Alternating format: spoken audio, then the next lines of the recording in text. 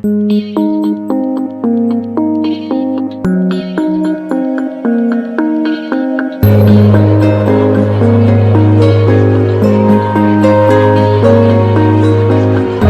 1970 to 1995, producer P.J. O'Connell chronicled the diverse lives and stories.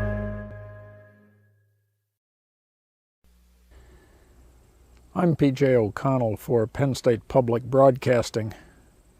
Near the beginning of the Pennsylvania Parade series, we presented a documentary look at an Appalachian family titled Visiting with Darlene. We've maintained our contacts with Darlene and her family over the past 25 years, and in this final episode of the Pennsylvania Parade, we'd like to bring you up to date on a generation of rural family history with the Darlene Chronicles.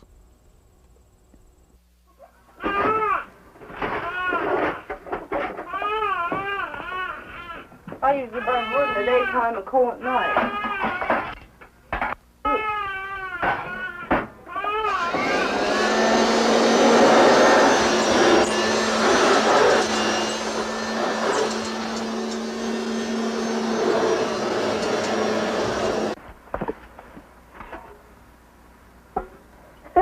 Every time my husband comes down here, there's a thing in the bottom.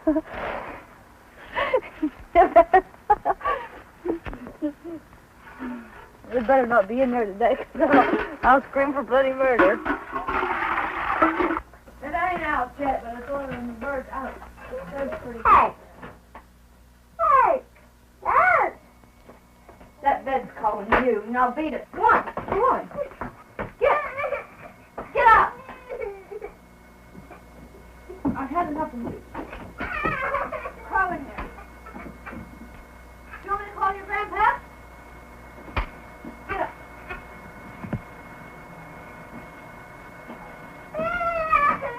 I don't see you out here again.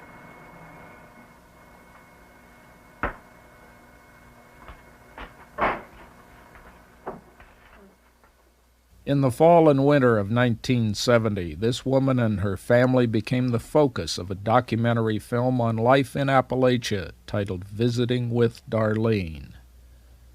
The film turned out to be a mild success. It won a National Broadcasting Award. A theatrical showing in New York City was reviewed by the New York Times, and it was used by hundreds of colleges, secondary schools, and community and professional groups.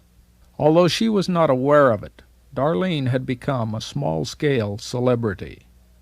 Now, after 25 years, a look back at the world Darlene has inhabited over the middle years of a richly varied life. The Darlene Chronicles is a public affairs production of Penn State Television. Well, I'm 28, and I got 4 kids, and I'm also married. And I lived in Pittsburgh. I was born in a hospital, but I was raised in Pittsburgh.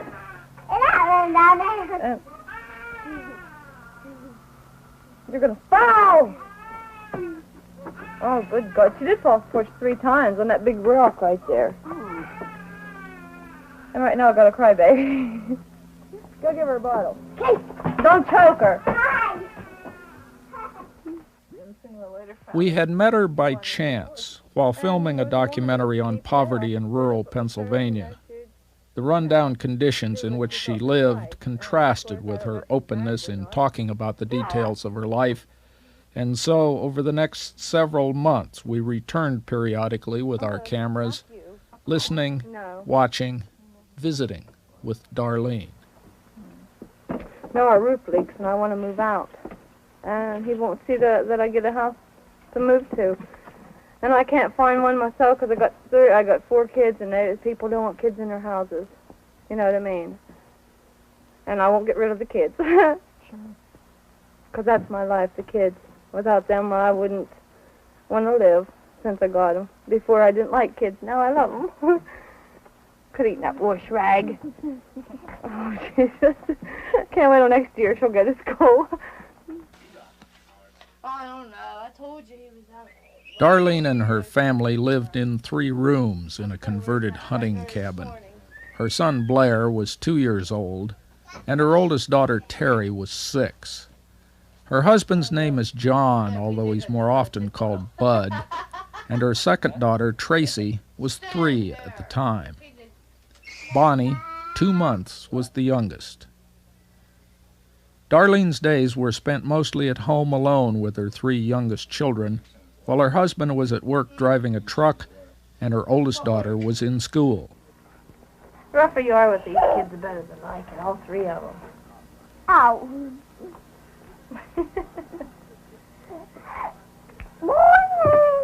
I believe you got your sister's socks on, Tracy. I do. Good for you. Helps keep your feet warm. No.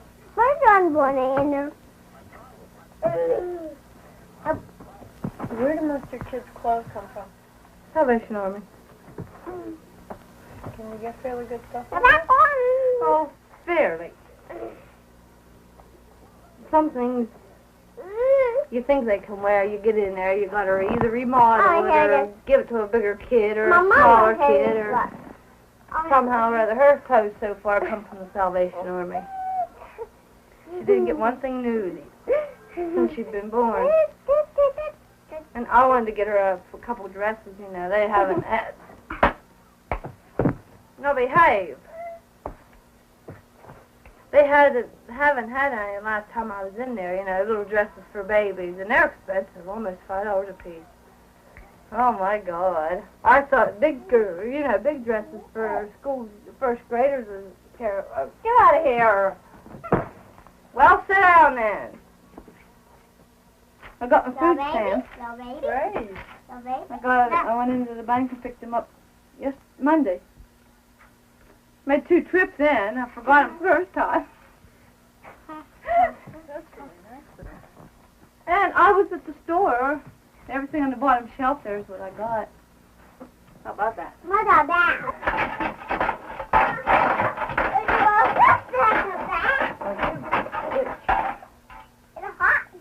No, it's real cold. Go to bed.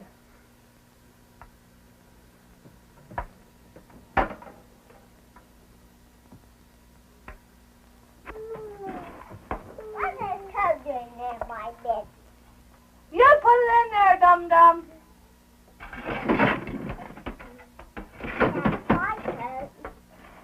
Put it up and get the hell in there.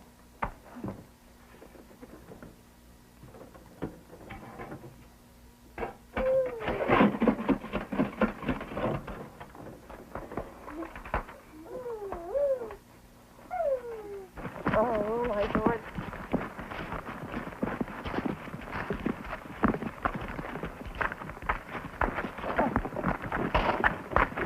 There, I made it, but it didn't get wet that time.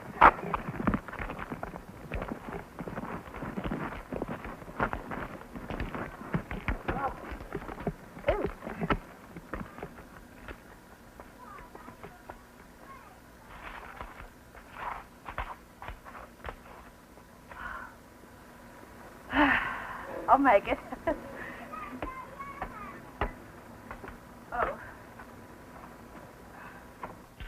And that little girl here weighed 8 pounds and 5 ounces the last time I had her at the doctor's. And how old is she?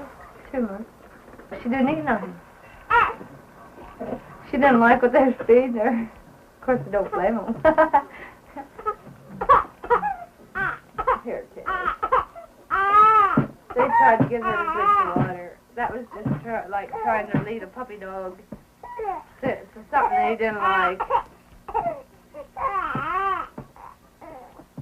She never ate anything for meal. She did just spit it up. But they fed her. She eating any better now? She's a good bit better now. She drinks one of these little bottles. When I brought her home, she only drank about 2 ounces out of it. Now she's doing pretty good. Except for that milk, I don't like it. I don't even like the smell of it. Want some candy?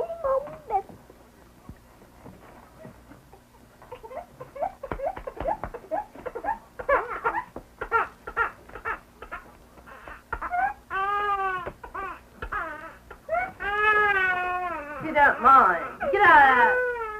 No, baby! Where is no baby?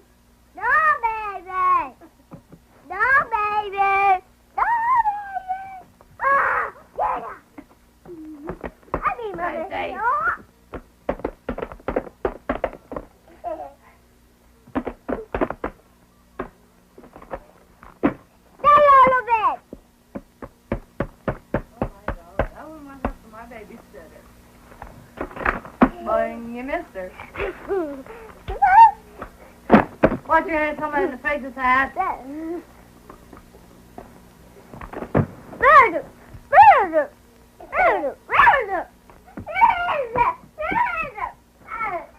I got a bathtub for that porch, but I'm too tired to clean it up. Just wait a minute.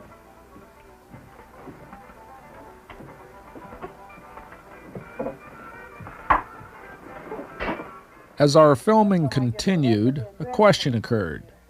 Why was Darlene so open in allowing two strangers to record some of the most personal details of her life? How come you're so interested in what we do? We've frankly had a hard time getting people to talk to us about problems. You were willing to talk, so that's why we came out. Well, I suppose. If you was in my shoes, you'd be willing to talk to most anybody. Well, I don't know. Apparently some people don't. Well, maybe some people, I don't know, maybe they don't care. Maybe they care for nobody but themselves, you know what I mean? Yeah. Of course, I was kind of brought up in a kind of childhood that we loved each other when we had time to be together. But when one of us was sick, why, kind of broke up the gang. But we always cared what happened to one another. If one of the neighbor kids would get sick, we'd all go together and get her, you know, something to get well cards or something. And, well, you know how it is. In my neighborhood, it was nothing but boys. There was a gang of boys. How about that? I thought that was what every young lady wanted. Not me. I hate men.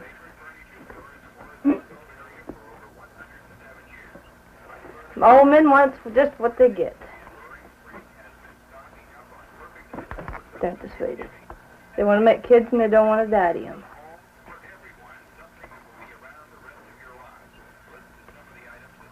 Of course, her daddy is alive, and he's willing to take care of her if I force him, but I'm not going to force him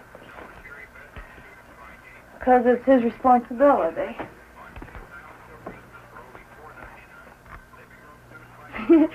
Laugh, you little...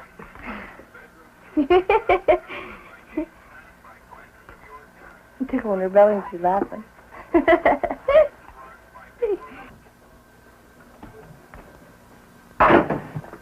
I forgot to bathroom. Get your shoes on and go. And your coat. Where is it? Get it.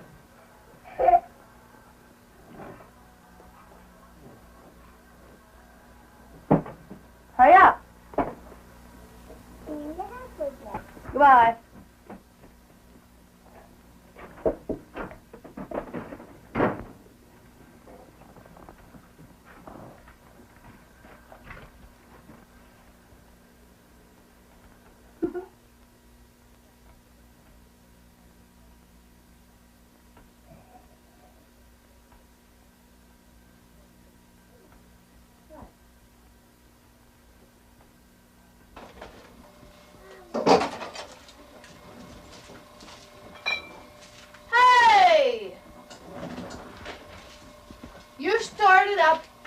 You plug it in, you start it up, and I'm going to knock you in your ass.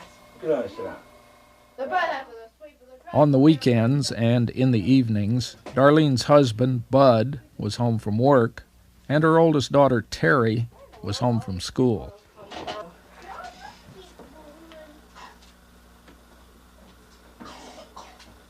I'm going to put butter on Blair's, I believe. Maybe he'll eat it. What? Eat, Tracy. Or Terry. It's not going to kill ya!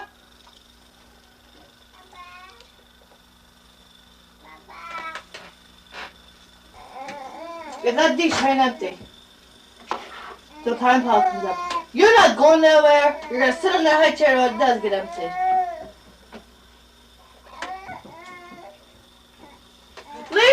ate it? I'm still living yet. This is my second. PJ ate Eat there. Oh, it! You see anything wrong with that soup? That's good, I think.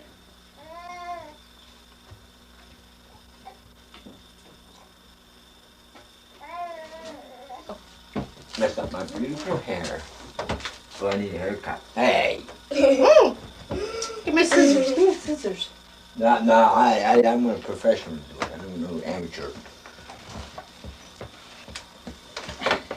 I cut it before and he never said a word. Never mind, look at it.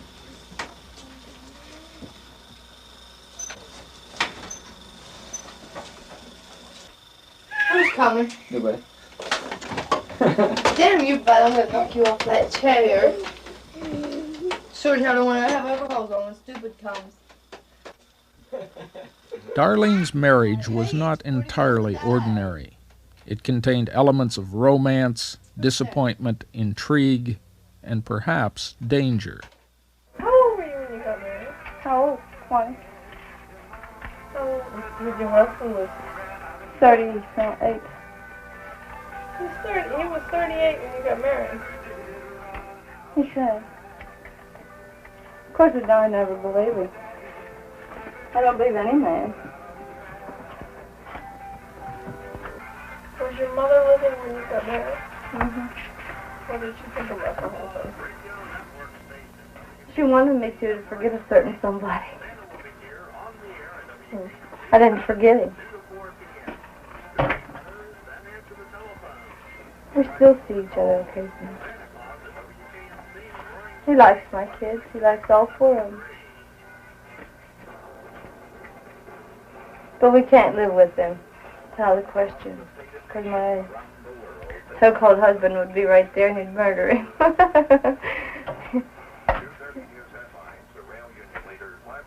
He threatened to kill us both if he ever caught us together. He caught us, you know? He caught us. No. That certain someone was up here last night. When he comes, my husband goes to bed. How about that? He's a dum-dum. What's your door? What's your door? Listen. Listen. Listen. They come in. There, man. Oh, you. Cold better.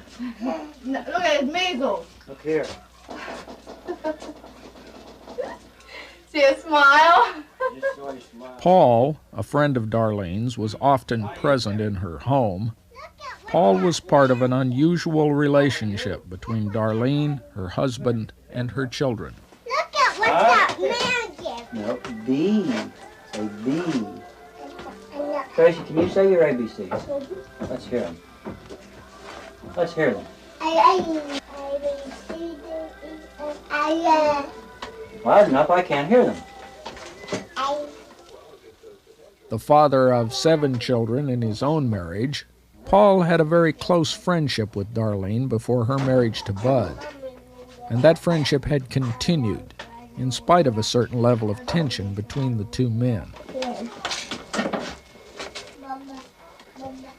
The Bud's no good, he's outside. What did you want? He got his butt up. What did you want? I don't like. We don't worry about what Dad likes. Huh?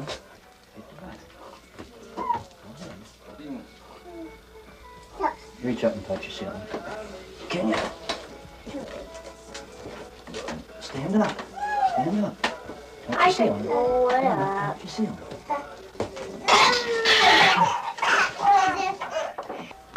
How does the truck go? No, not Terry, did you brush your hair if you're going with me? You scrub this boy after we had that Vicks No. I bathed all 4 of them. Didn't I, Lisa? When you put Vicks on them, then it's not so good. Hey, wash your hair. I beg your pardon, mister. I bathed all 4. And I cleaned the house and I bathed myself. You're gonna lose it. Ma, don't brush your hair. Ma, don't brush your hair. Are you going with me? Get that sure I don't knock you through the refrigerator door. She won't listen with a damn. John Myers walks out, she listens as good as pie. She didn't want to eat her dinner. So I set her on the high chair. And I did. What you didn't have on the floor, yeah. Can you do a French twist?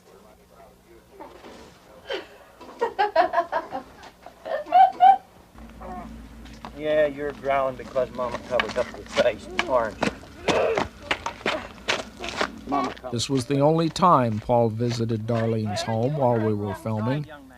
He had come to pick her up along with her children for a shopping trip to a nearby town. Move over. Let's get in there. I'm glad I met you people. Well, we'll see you now. Bye.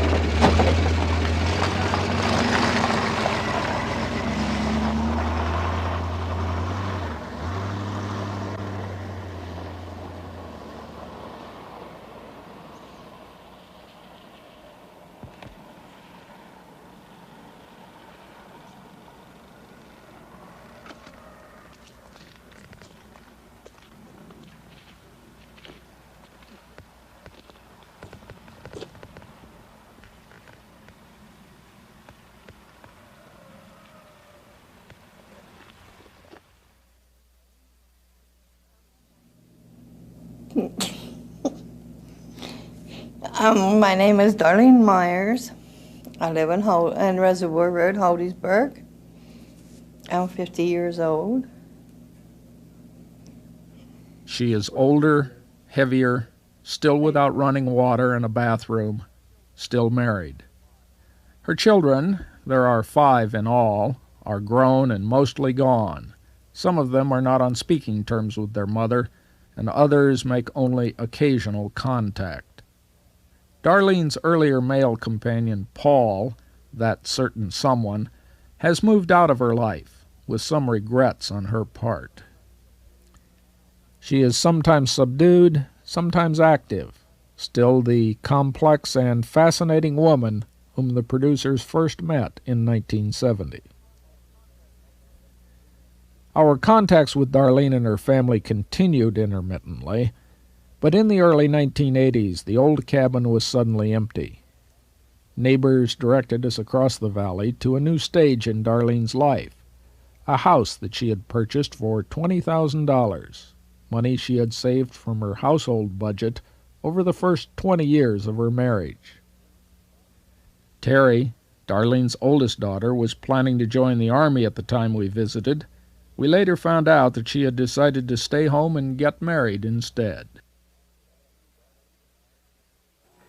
Darlene Myers came in to see her brother, and I was in and out on the trips on the job at the time, and she didn't know I come in the hallway, and she turned around to go out the hallway and right back into me. During a visit in 1987, we found that Darlene's life had again moved on. We were introduced to her new companion, Bob, the former owner of a small trucking company whom she had bumped into 3 years earlier. One thing or another, and we ended up, all of us were together, her family and me. Smart move.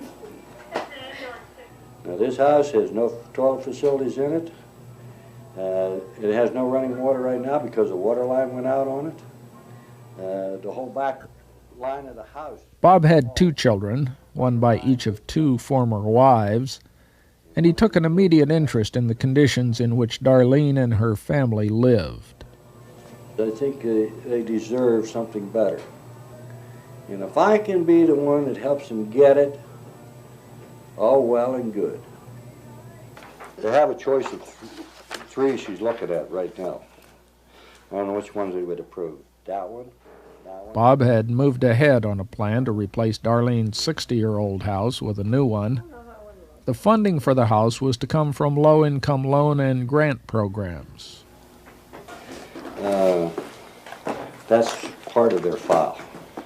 But there were some problems that had not yet been resolved. And that's welfare. There's a stack of welfare papers right there. Darlene and Bud's complex history with welfare and unemployment and her ownership of a house created significant eligibility questions with both public and nonprofit agencies. Darlene was, in effect, not poor enough. Yeah. Give you a different kind? No, same thing. Bud, Darlene's husband, was still living with the family. He had been laid off from a bus mechanic's job 2 years earlier and was just beginning to collect Social Security payments.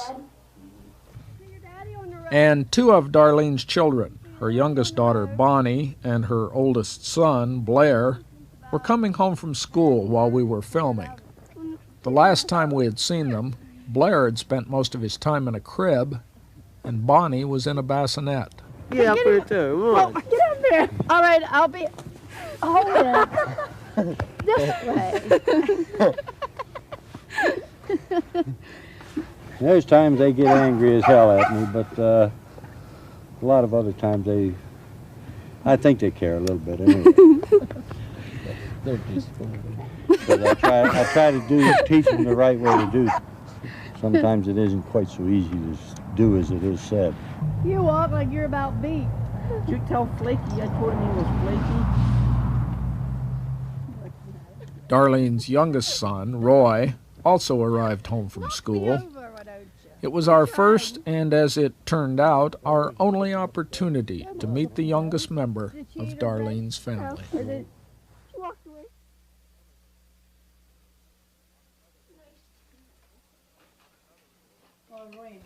On another visit in 1988, Tracy, Darlene's second daughter, was at home.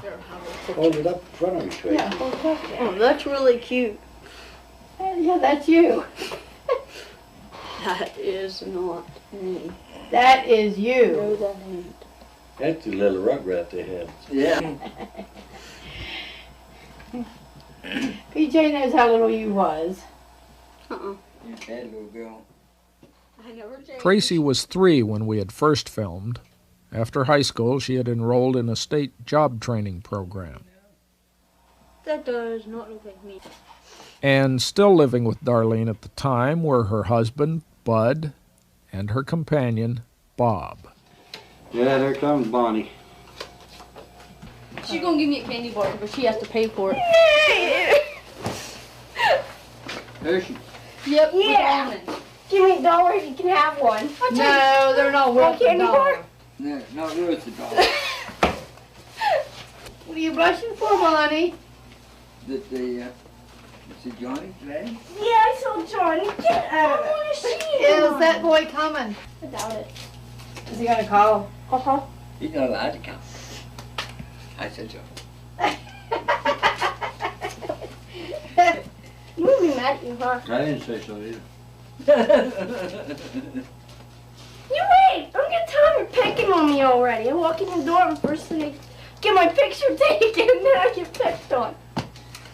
Get a They picture. said, who was taking your picture? Oh, now we A can friend. tease. Now we can tease. Yeah. Ah! You just hit my ear. What'd Jordan say about your ears? Oh yeah, what do you say about your? Nothing. He said they look nice. And that's the phone. And that's John. That's John. Hello. Yeah, somewhere between here and there. What do you want? There's nobody for you. Back up. Okay. Bonnie's sitting here dancing. I am not standing still. Yeah, she's dancing for the camera. All right, here she is. She's blushing. Her face is red. Here she is. Yes. Bob, he said he wants a picture. He wants to get his picture taken with Fine, me. are you? Yeah.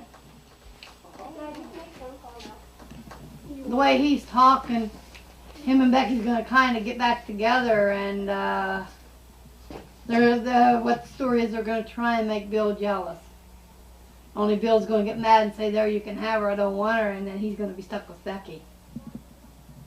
And Bonnie's dumb enough to go with it, along with it. He plays footsies under the table. Darlene's interest in romance and intrigue had continued in the advice she gave to her daughters. Well, you're supposed to stand back and not even see this whenever he's making a pass at her. Uh-huh. She goes along with a lot of things, and she's so stupid, it ain't funny. I know. Can't help it. You break up with him and then you go back with him, I'm going to brain you. Come on.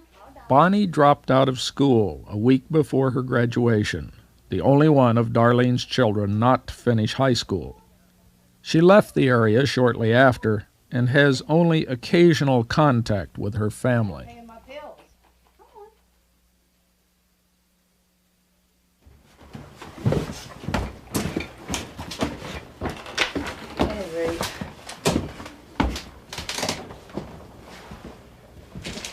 You mean that's all going to be in the newspaper?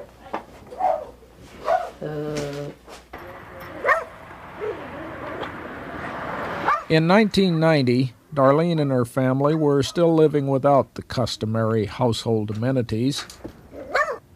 Bob's attempts to obtain new housing had not yet succeeded, but his activities with the local Habitat for Humanity organization had prompted newspaper articles on Darlene's house and living conditions. Can I have you two folks right here?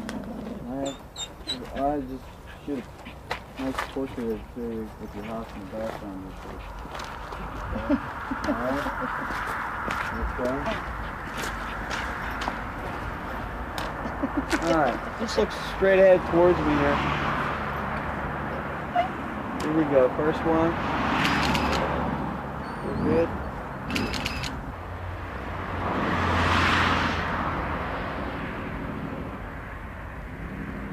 When they get the new house, they'll come back here and make some nice pictures of you and your husband in the brand new home. Well, Real shortly. what I'm really hoping for is that it does some good for a lot more people. If we can get this Due in part to the fact that Darlene owned her home, the Habitat for Humanity organization chose another house for an improvement project, and Darlene's long wait for new housing continued.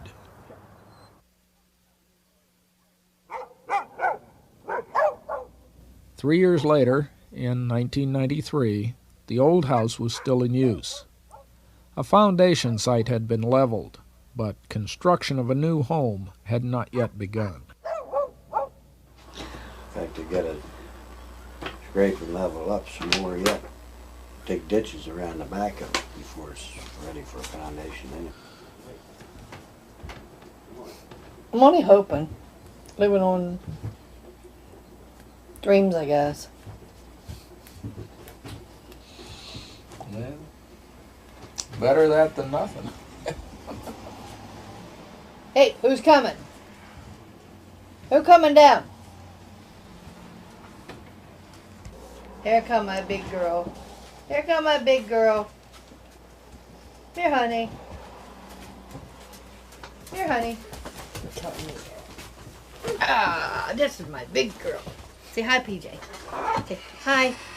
Oh, Bob, I put this stuff at Jessica, one of Darlene's 4 grandchildren. There comes the little one. Along with her younger sister, Jessica had been removed from the home of Darlene's second daughter, Tracy, by the county's Children and Youth Services Office and placed temporarily with her grandmother. Yeah, this is little Tracy.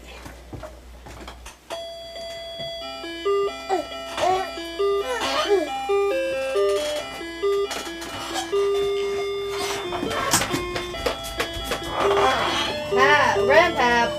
I see her. What do you think you're going?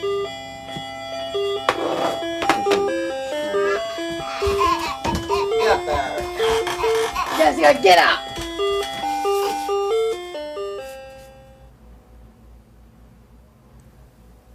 A few miles away, the rented home of Darlene's second daughter, Tracy.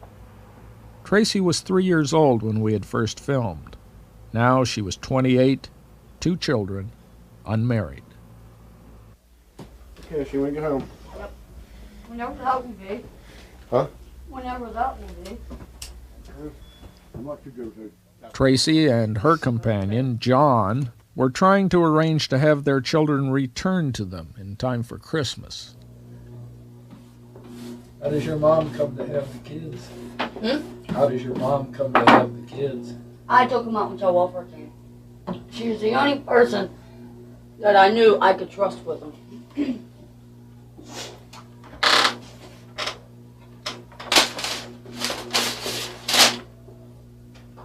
They coming back?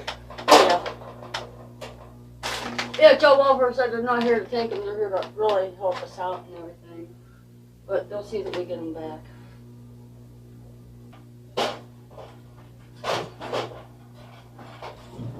But this is mainly what I do all day, clean my house.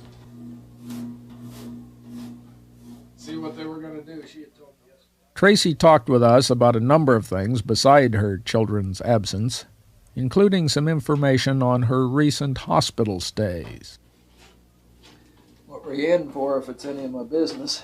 Well, my first one, I had to get my foot operated on. My second one, I had to get my wrist operated on. The third one, I had my tubes tied. Excuse me. And I figured that's enough for me. I had my tubes cut, burnt, tied after I had the baby. Because at that point, I didn't really want to have another one.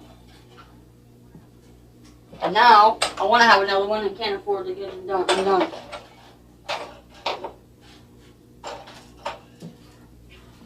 So I'm just happy with two.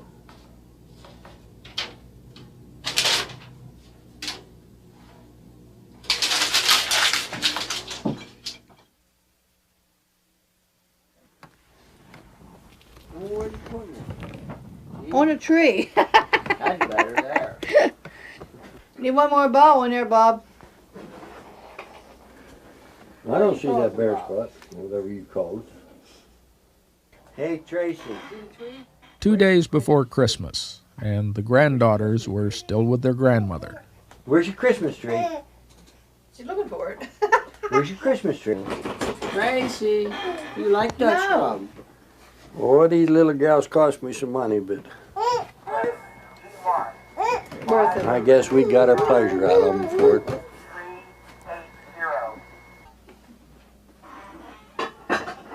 I don't like his coffee pot. Don't keep the coffee pot. It keeps it hot. Does not.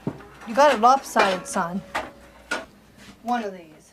Besides her two granddaughters, Darlene's oldest son, Blair, was back home living with his mother.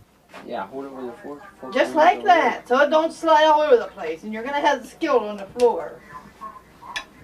Thank you.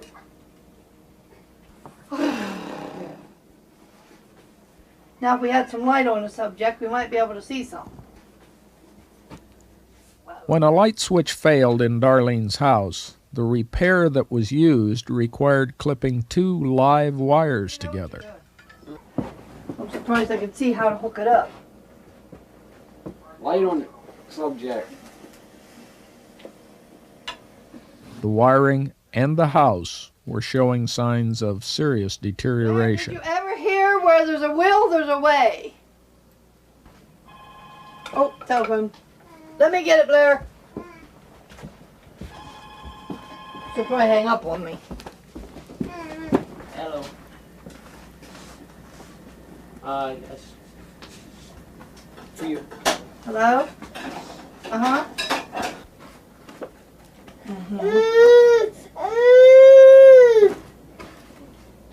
Did you hide them from me? Blair, go tell Bob. Tell Bob to come here. Yeah, hurry up.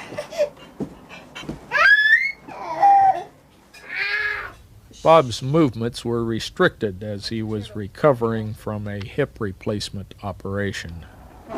Well, here, and then he'll explain it to me. I'm like Tracy. Bob has to explain everything to us when somebody tries to tell us something. So he'll explain it to me after you explain it to him, okay? Okay, here he is. What the hell am I going to Johnstown for? I had told her one time that somebody had evidently tried to get with this girl, or wanting them to do things that they shouldn't have been. She said, well, I don't know. Nobody's been around them long enough. Well, there's a couple of characters that have been around, and one was even babysitter a couple of times, and he's not allowed around her. You know what I'm talking about. Children's Service and I is going to have to fight the state of Pennsylvania over the abuse of these children. Okay, you ready to do it again? State doesn't want to recognize it as abuse. You want to do it again? Okay, we'll do it again. And they know, and I know, that it's a fact. That, hey, there has been abuse done. All yours. The two granddaughters were later examined by a Children and Youth Services doctor, but Bob's suspicions of child abuse have remained unconfirmed.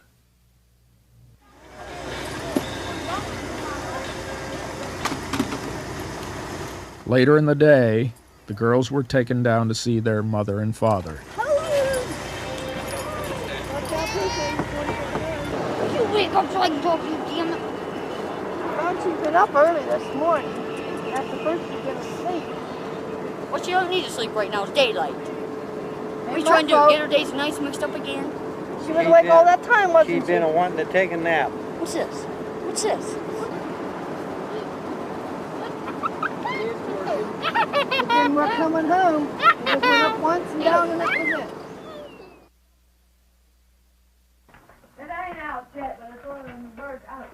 That's pretty That's Mommy when she was a little baby like you. That's calling you. Yeah, that was Mommy when she was a little baby like you. Almost 25 years had passed since the original filming, when we arranged for Darlene and her husband to see themselves and their family as they had appeared a generation earlier. She never ate anything for me. Oh, she did just spit it up. But they fed her. There, Mommy holding the bottle. Mommy trying to hold the bottle for the baby. Now, Mommy trying to take the bottle. She's better now. She drinks one of these little bottles. When I brought her home, she drank about 2 ounces out of it. Now she's doing pretty good. Except for that milk I don't like. See I that? don't even like the smell of it.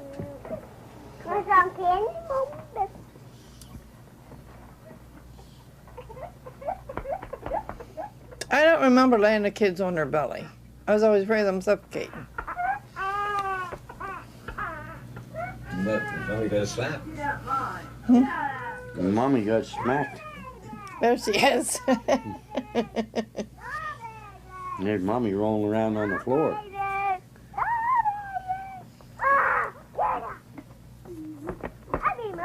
That's a doll baby, I think. Taking her frustration out of the doll baby. Yeah, my doll baby.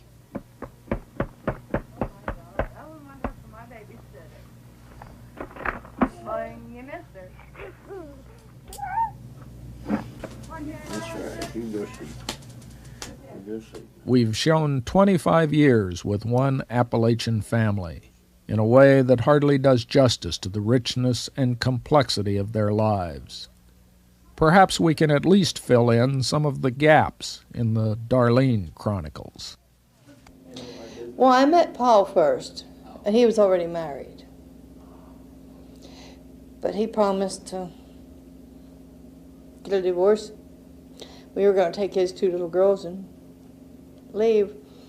But then I got scared and didn't. Then a couple months, well, after I graduated in 63, June 4th, then I met Bud, June 4th. And then I married him in November of 63. And been with him ever since. 30 years. Yeah, there are ups and downs, but who don't? But we stayed together. That's the main thing. Kept the kids until they was old enough to leave home. I feel that my dad did the best he could the whole time. Darlene's oldest daughter, Teresa, or Terry, lives a few miles away with her son and husband. My mother and I to this day don't speak very much. I try to forgive her. I try to, ask him. I've been kicked in the teeth, I don't know how many times by her. The tensions between Teresa and her mother have resulted, in part, from Darlene's relationship with her earlier companion, Paul. He was kind of nice. He liked to make kids, but he didn't like to take care of them. Which brings up a question of paternity. Who are the fathers of Darlene's 5 children? Well, Teresa and Tracy's John's, and Blair, Roy, and Bonnie's Paul's. They look like him too. Does that bother you? No, not really. Well, really, we were all too young to really understand, what was going on. But when you're used to just, having Dad around, it really confused us because we didn't know which one to really call Dad.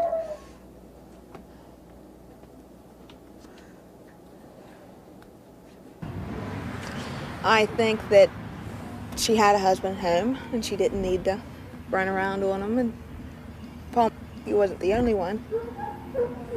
There's numerous different guys up there. Except most of us kids belong to Paul. You or you don't? You already do you? I don't know. Yes, I do. So you're Paul. I've got his blood type. Oh. That's something Mom won't really tell me the truth about. She told me I'm Dad's, but she won't really tell me who I belong to because there for a while she kept telling me she didn't know whose daughter I really was.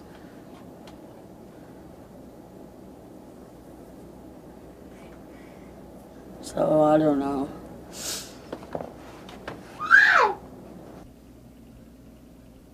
She come in to see her brother one day, and every time she turned around, she was running into me. I ran into Bob 3 times, almost knocked him down. And I don't know how it happened, but the next thing I knowed, we were all together, talking and that and carrying on, and I says, she started telling me about some of their problems, and I says, okay, I'll do what I can to help you. I'll help you the best I can. And when I come out and I seen the condition of their house, I says, you need a new house. So, I will see what I can do about getting a new house for you. Needless to say, I'm still trying to get a new house for them. Every place Tracy lived, at least they had a bathroom and they had water in the house. She did do that part good for herself that I never had. We never had a lot of money.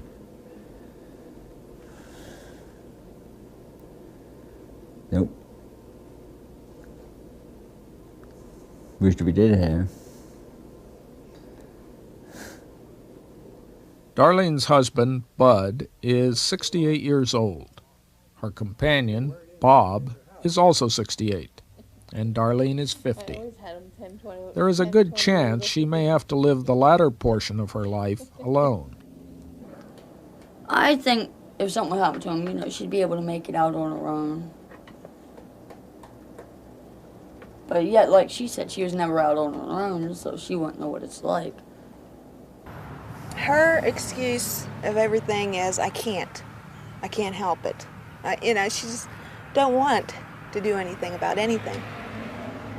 We said several times about, we told her years ago to throw Paul out. I can't.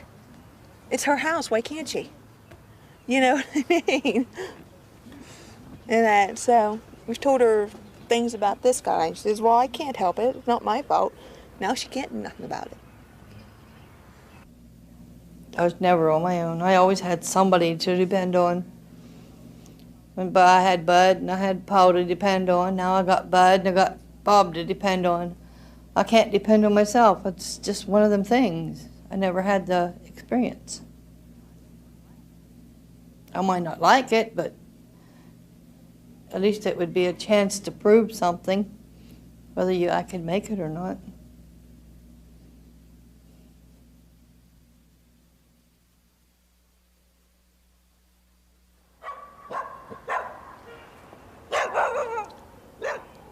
Mid-February 1994, and Tracy's house was once again filled with familiar sounds.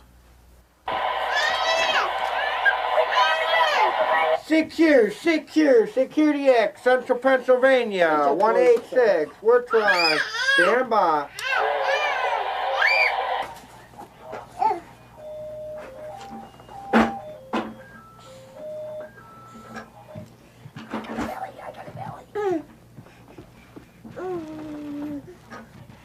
After almost 4 months, Tracy's daughters had returned home, leaving their grandmother without any children to care for. I told Tracy I wasn't going back.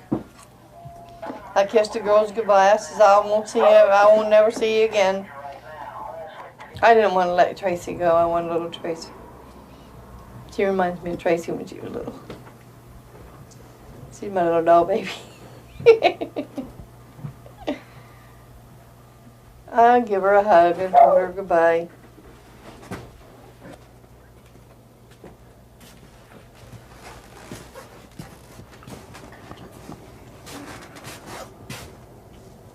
Oh, Bob wants a glass of water too. Yeah, I go to that. A gas of water.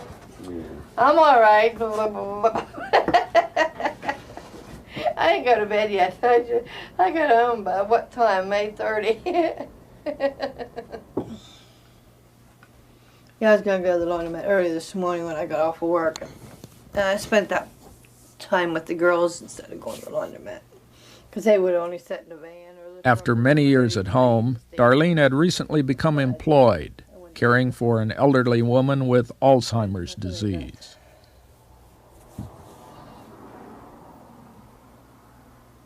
Tracy will be calling after a bit, probably. She said she'd call me later. She hadn't called me for a week, and then she called me yesterday. I won't call her. Nope. I won't call nobody. Did you find it? Did you find it? It is a suitcase filled with Darlene's family photographs. Here's another picture of the kids when they were. Terry was 8, Bonnie was 2, Roy was 1, Blair was 3, and Tracy was 6.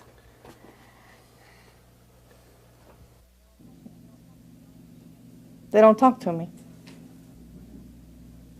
I don't know too much about her. She's married, she got a little boy, and supposed to be pregnant again. That's all I know about her. Oh, Tracy's trying to make a life for herself.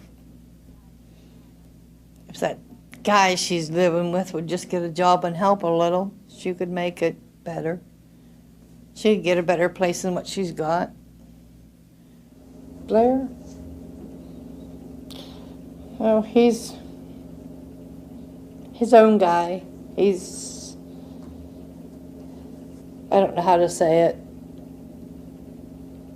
He don't want to get a job. He says he does, but he doesn't. So, what else is there to say about it? I don't know anything about Bonnie. She lives in Texas and I haven't heard from her. She used to write to me, but she don't write to me no more. She don't call me no more. How about Roy? He's in Vermont. He only called me twice to raise heck. He never went to, he was never on time. He was always drunk. I think he spent some time in jail, but nobody will tell me. They don't think I love them, but I do. That was my life. My kids was my life. Now they're gone, and I don't have a life.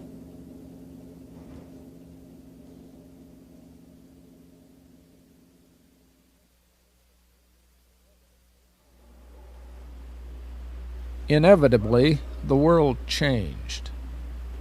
Up in Paw Paw Hollow, the gravel road is now paved, and the old three-room cabin sits empty and decaying. The tangled lives of Darlene and her family have moved on. There are grandchildren, plans for a new house, old pictures, memories. The future is, as always, uncertain, except for the certainty of continuing change. It has been 25 years.